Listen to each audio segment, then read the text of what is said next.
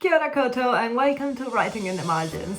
I'm Jules, I'm a writer, but I'm also quite an ordinary person with a job, a partner, a house, a dog, and a mental sanity to maintain. Making time for your passion is hard when you have a busy life, but it's possible and so rewarding. In Writing in the Margins, we explore how to make the time to write as a normal busy human. I chat with some fantastic writers who manage to travel, run their own business, look after the family, and still produce some incredible content.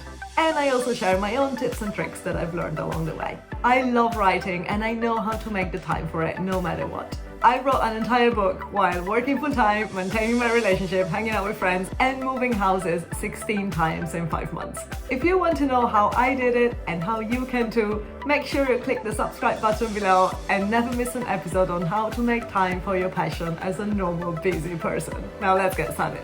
One big block that we writers sometimes have is that we don't know what to write about. When you are already struggling to make the time to write, it can be really frustrating to finally sit down at your desk and realize that you don't know what to write about. One trick that keeps me going, and also something that always makes me wake up at 5 a.m. to write, is my idea folder. It's not really a folder anymore. It used to be, but now it's just a page on my Notion, but it's the same concept. As writers, we always have a bunch of ideas floating around, but we are not always in a place or time where we can expand on them. That's actually a pretty good thing because it means we can just jot them down and pick at them later. Normally, if I have an idea, I just quickly write it down in my notes app on my phone, but I also have a little cute A5 Moleskine notebook that I keep with me at all times, and my journal where I also jot down random ideas. Then when I have time, I transfer all of this into my Notion, and that's where all my ideas live. Every time I sit down to write but I feel a bit stuck, I just go into my idea folder